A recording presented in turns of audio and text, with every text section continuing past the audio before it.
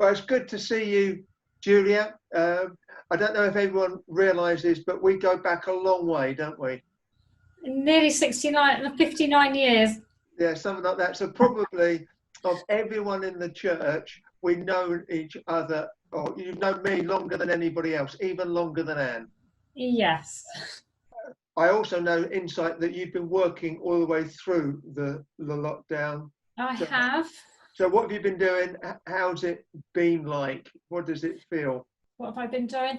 I have been acting manager of our Bedford branch, which is a funeral home in Bedford, one of the bigger, or probably the biggest one in Bedford.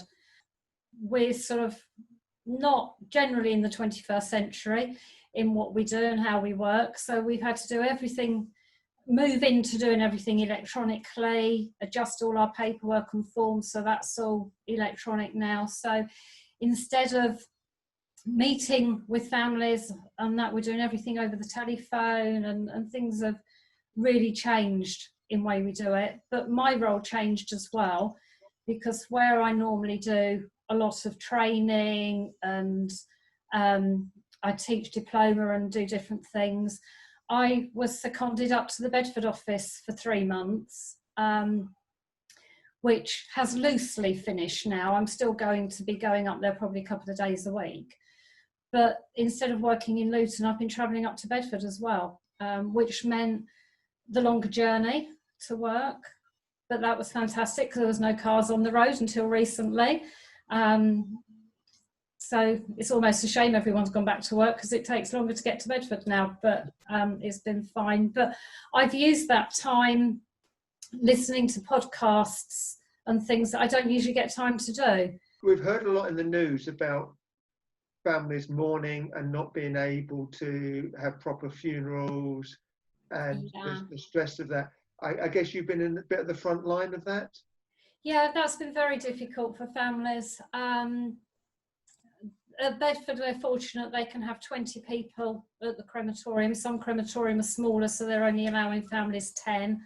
I think there's one somewhere that will only allow 2 or 3 people to attend a funeral.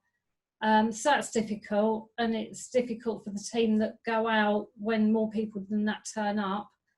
But a lot of people are understanding, so they're finding now that people are lining the street of where the person lived, and they're saying their farewells that way as we leave from the family home, and they applaud because we will walk the funeral to the end of the road, and family and friends that can't go to the service tend to meet at the home and do it that way. I've got my irrational fear is failure, and especially around education, and it's something that I've been working on actually, you know, with Teresa and with some pastoral support for the last year or so, was around my own sort of failure around education. And then suddenly I'm launched into this space where I'm then having to educate my children unsuccessfully.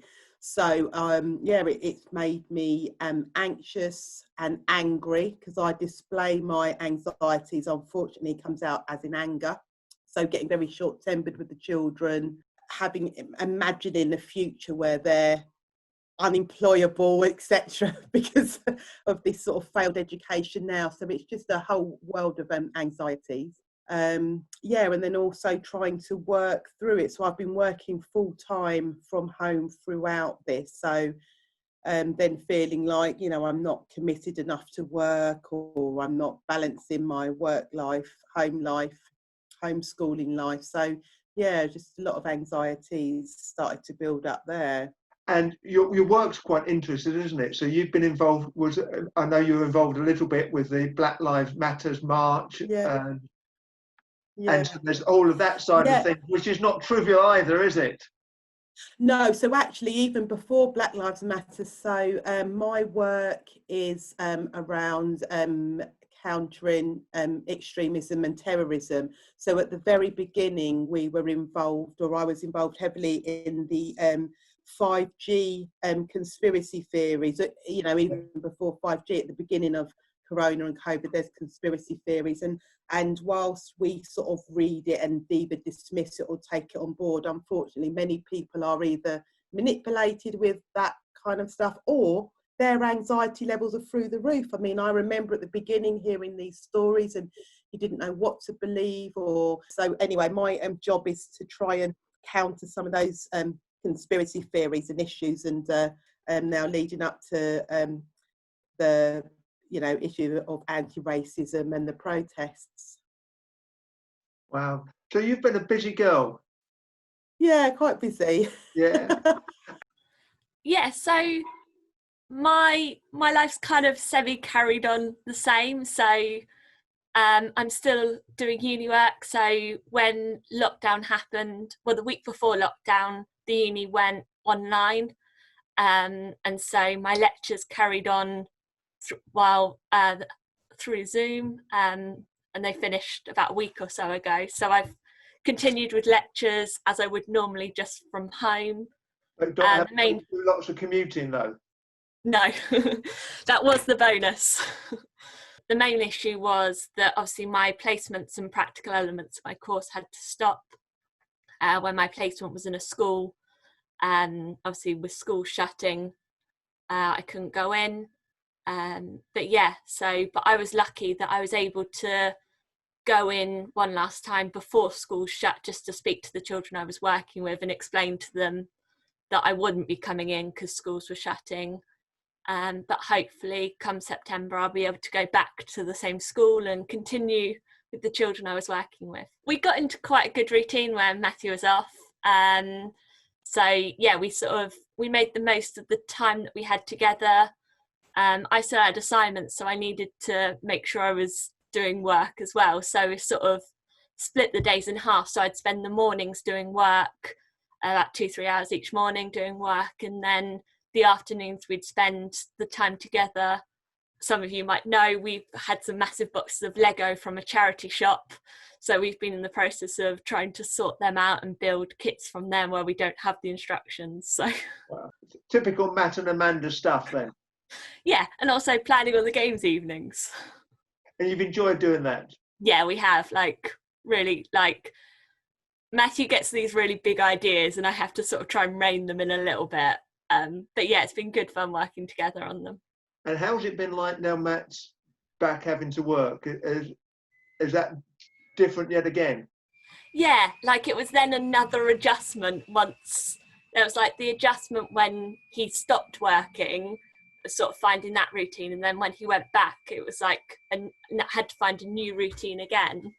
But actually it worked quite well, because when he went back was when I started getting a lot more work to do, so it's enabled me to be able to spend more time on my uni work without having to sort of factor him in.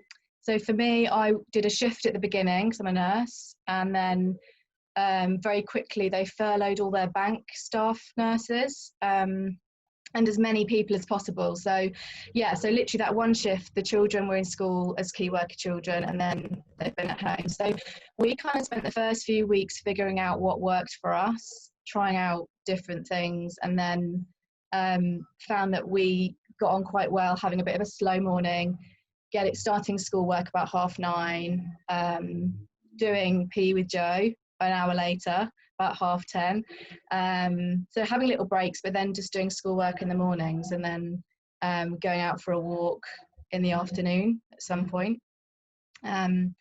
So tried really hard to keep a routine up, because I think the children appreciated it, but every so often I'd just think, right, we just need to do something completely different. And so we went up to Barton Springs a few weeks ago, took little rucksacks up with swimming costumes in, and the children, they've been the days I've absolutely loved. I love being outside, and so kids went wild.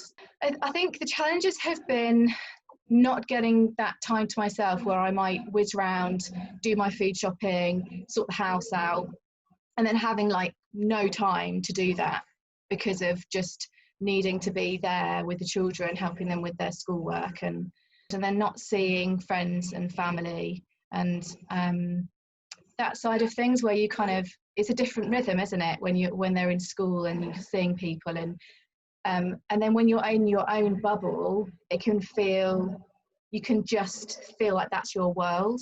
So I think you can then, be completely distracted by all your own worries and concerns and stresses. So one thing that's been really good is starting a WhatsApp with the neighbours. So kind of having little messages coming in from the neighbours, you know, like, I don't know, have you got any flour, or have you got any eggs? And then people messaging back going, I've got eggs and I've got this. And it's been, I mean, over the last few weeks that's changed, hasn't it? I think there's been more in the shops, but towards the beginning we've got a lot of older neighbours, and I think for some of them that were completely shielding, it was lovely to have and some banter as well, some silly videos were shared. And another thing that's been happening is waiting on to find out where Kezia will be going to school in September. So that's been on our minds.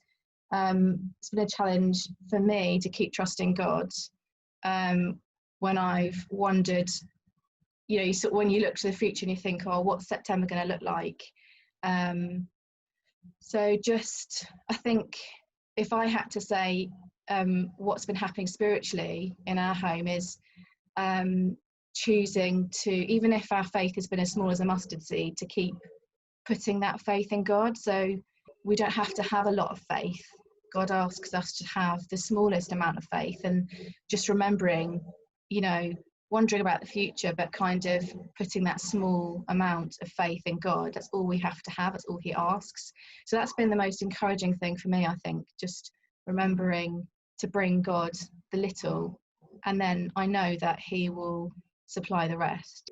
You're not getting too down or too dwelling on the kind of the outbursts, but kind of remembering that he will bring the patience that's needed, or he will meet my child's needs when they're frustrated or they're stuck on their work, remembering that the day moves on and the weeks move on and there are people out there, and you know, so that's been, I think, really encouraging.